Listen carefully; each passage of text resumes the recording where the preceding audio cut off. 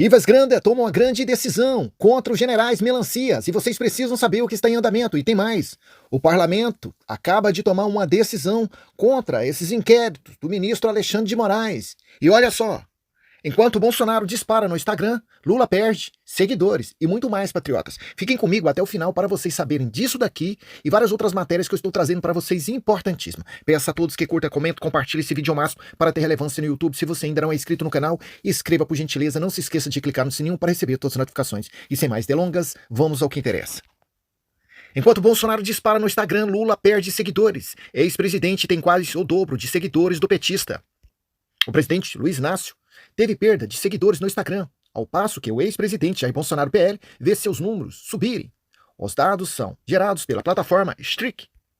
De acordo com a plataforma, nos últimos 30 dias, 24.191 perfis deixaram de seguir o petista, o que equivale a 0,18%. O total atualizado no perfil oficial do presidente é de 13.100.000 seguidores. Jair Bolsonaro segue o caminho oposto. 135.672 perfis no Instagram passaram a segui-lo, um aumento de 0,5%. O número de seguidores do ex-chefe do executivo é de 25,6 milhões.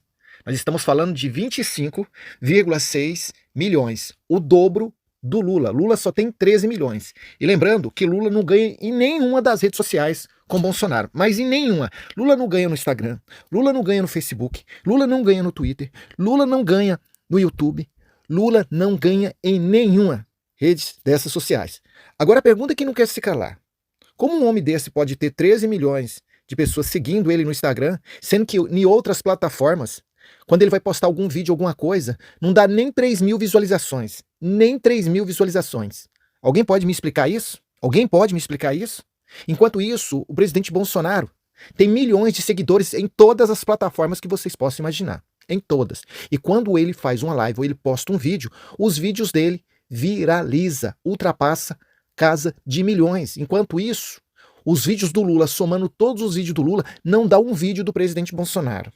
Alguém pode me explicar isso? Alguém pode me explicar isso? E vocês acham que acabou? Não acabou não. Eu tenho que falar para vocês a respeito da Gleice. O que ela disse em 2023, que era para fazer atenção. Mas antes disso, vamos terminar, né, essa história. Lula não pode sair às ruas. Essa semana agora ele disse que Bolsonaro é medroso. Lula, quem tem medo é você, cara. Você tem medo de sair às ruas. Você não faz o que o Bolsonaro faz, parar numa lanchonete ou numa feira. Você não faz isso que Bolsonaro faz. E você sabe por quê, Lula? Porque você tem medo. Você sabe que a maioria da população brasileira é de bem. Vai vaiar você. Então você não sai. É por isso que você viajou, não só no ano de 2023, como esse ano, e gastou mais de 60 milhões de reais. Só em 2023, tá aí, nas matérias aí. No Google, basta vocês darem uma clicada. Em 2023, Lula gastou mais de 60 milhões de reais só com viagens ao exterior. E pergunta o que ele fez pro Brasil. Nada. Pergunta para ele quais foram as obras que esse governo federal fez, como no tempo do presidente Bolsonaro. O presidente Bolsonaro era assim, todo mês tinha uma obra para se inaugurar no Brasil. Ah, estava esquecendo da Gleice Hoffmann. A Gleice Hoffmann, em 2023, ela disse que o PT tinha que fazer atenção para o Lula não perder a audiência, para o Lula não perder a popularidade. Porque se Lula perder a popularidade, o parlamento, o Congresso, vai engolir Lula. E a coisa é pior do que vocês possam imaginar. Porque aquele senador, o Marcos Duval, ele disse que pessoas que trabalham para o governo Lula deixou uma carta lá no gabinete dele. E as emendas que Lula pagou no Congresso para aprovar as PECs para eles lá, foram milhões, bilhões, né? Para que esses senadores pudessem investir nos seus estados. E nessa letra, estava dizendo que o governo Lula queria esse dinheiro de volta, né, assim diz Marcos Duval, e não tinha data para devolver o dinheiro. Quer dizer, o governo não tem mais dinheiro. Ele não tem mais dinheiro para pagar emendas para o Congresso aprovar as PECs do governo. Só o déficit do Brasil hoje passa na casa de 1 trilhão, fora o que eles vão gastar esse ano de 2024. Só nas eleições aí, com o aval do governo Lula, vai gastar 5 bilhões para essa galera aí. Porque para a ala conservadora não precisa gastar com fundo partidário. Pelo contrário, os deputados e senadores não usam dinheiro do fundão para se eleger. Eles só usam o trabalho, o caráter, a moral e a dignidade. Esse é o compromisso né, que tem com a população brasileira de bem. Então, essa é a decadência do governo. Então, tudo indica que Lira, pelo caminhar da carruagem, não vai dar conta de segurar mais Lula, não. Porque Lira segurava através das emendas, né, através das regalias. Agora não tem emendas, não tem regalias, e agora Lira tem que cuidar do seu umbigo. Porque se Lira não cuidar do seu umbigo, já era, ele pode arrumar outra profissão. Se ele não atender o anseio da população brasileira de bem agora, porque em breve ele será substituído, ele pode procurar outra profissão. Não só Lira, como Pacheco. Pacheco agora tem que fazer um malabarismo e botar esse monte de PEC aí para ser aprovado no Congresso. E ele tem que torcer que aprova tudo, porque senão ele também pode arrumar outra profissão. Ele está querendo concorrer ao cargo de governador lá em Minas Gerais e vai ficar só no sonho, viu? Pacheco. Oposição organiza ato contra 5 anos do inquérito das fake news. O ato está previsto para acontecer na terça-feira, 19 às 15 horas, no Salão Verde da Câmara dos Deputados. Deputados e senadores de oposição ao governo do presidente Luiz Inácio Lula da Silva organizaram um ato contra os 5 anos do inquérito do Supremo Tribunal Federal, STF, conhecido como inquérito das fake news. Tem data para começar, mas não tem data para terminar, não é mesmo? Esses inquéritos daqui, com certeza, o Congresso dos Estados Unidos da América vai ficar sabendo, né, desses inquéritos. Vai ficar sabendo, não, já sabe desses inquéritos, né, porque o Gustavo Gaia levou uma lista toda documentada em PDF a respeito de todas as arbitrariedades, né, de todos os inquéritos, todas as perseguições que eles estão fazendo aí contra a ala conservadora. Só contra a ala conservadora. Vocês podem pegar esses inquéritos do ministro Alexandre de Moraes, desde quando ele começou, só tem ala conservadora. Você não vê nenhum petista, nenhum comunista dentro desses inquéritos. Só ala conservadora. E na realidade, os ministros do STF não poderiam abrir esse inquérito. Isso aí não pertence ao alçada dos ministros do STF, entendeu? Isso aí pertence ao alçada do Ministério Público, da PGR, da Polícia Federal. Aí depois eles pegam, levam todas essas provas e aí, né, a PGR aciona o STF, aí o STF pega essas provas e vão analisar tudinho para ver se vai abrir um inquérito, né, para julgar ou absolver, condenar as pessoas. É assim que funciona, mas eles passaram por cima de tudo, gente. E vocês viram, né? Acusem eles daquilo que eles são. No tempo da Joyce Heisman, né, no tempo daquela galera, eles criaram até uma CPMI para investigar os youtubers conservadores, né, no Facebook, no Twitter e assim por diante, alegando que o YouTube estava recebendo dinheiro do governo federal e um monte de coisa. Vocês se lembram disso? Poucos meses atrás aí, vem uns youtubers comunistas aí dizendo que recebeu dinheiro para eles, né, falar mal do governo do presidente Bolsonaro em 2022. Eles vieram falar, gente, só para vocês entenderem. Então acusem eles daquilo que eles são. Agora vamos falar dos generais Melancia e do Ivas Granda. Atenção, patriotas, para a fala de Ivas Granda contra os generais Melancias. Olha só, Ivas Granda Martim reage ao depoimento do general Freire Gomes. Veja o vídeo. O jurista Ivas Granda Martim reagiu à divulgação do depoimento do general Freire Gomes, no qual o general afirma que uma tentativa de golpe teria sido baseada em uma interpretação de seu texto sobre o artigo 142 da Constituição. O jurista disse, evidentemente, uma interpretação completamente equivocada.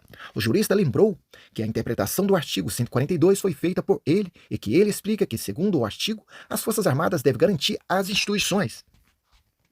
Por solicitação de qualquer um dos poderes, garantir a lei e a ordem, vale dizer, se houvesse um conflito entre os poderes, e esses conflitos fosse levado às Forças Armadas para garantir a ordem, e não para romper a ordem, de forma pontual, e não para desconstituir poderes. Poderia-se utilizar o 142, disse. Ivas Granda Martins explicou que, exatamente por essa função de garantir e não de desconstituir, é que ele sempre afirmou que não havia nenhuma possibilidade das Forças Armadas participarem de um golpe de Estado no Brasil.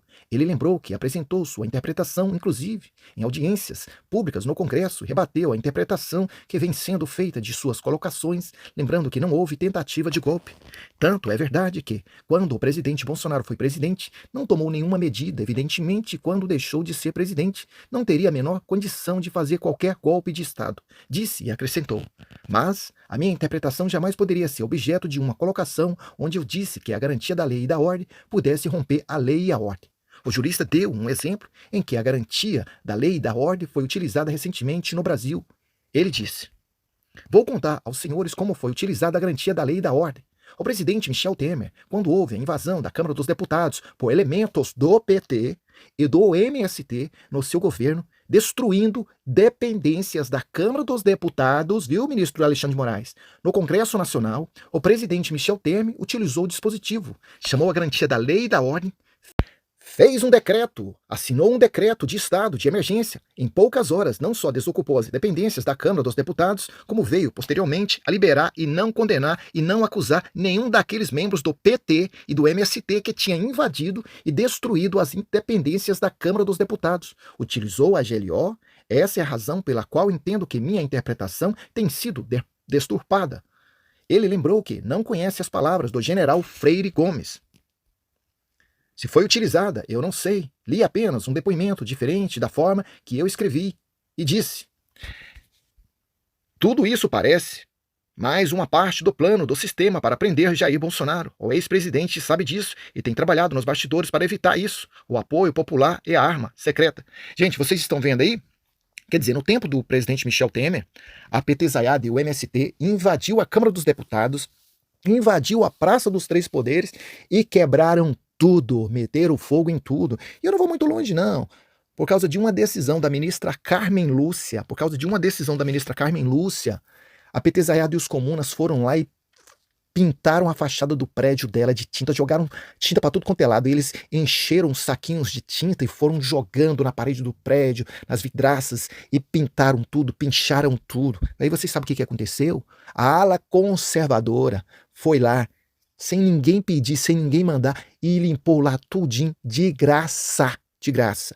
Agora a pergunta que não quer se calar: uai, ministro Alexandre de Moraes, como é que fica essa petezaiada? A lei é para todos? Não, a lei não é para todos, não. Está perseguindo mesmo esses patriotas conservadores, estão perseguindo deputados, senadores, o ex-presidente Bolsonaro, estão perseguindo cidadãos de bem, empresários, tudo, né, que se coloca do lado da ala conservadora. A petezaiada pode fazer tudo. A Gleice Hoffmann, poucos tempos atrás, ela disse: olha, nós, a petezaiada, nós nunca fizemos o que eles fizeram no 8 de janeiro. Tá aqui, ó, tá aqui. Basta vocês procurar os vídeos aí, ó, lá em 2017. Então, nenhuma dessas pessoas foram presas, nenhuma dessas pessoas foram julgadas pelo STF, tá? Nenhuma. Pergunta se uma militante do PT pegou 17 anos, 20 anos de cadeia, não, gente.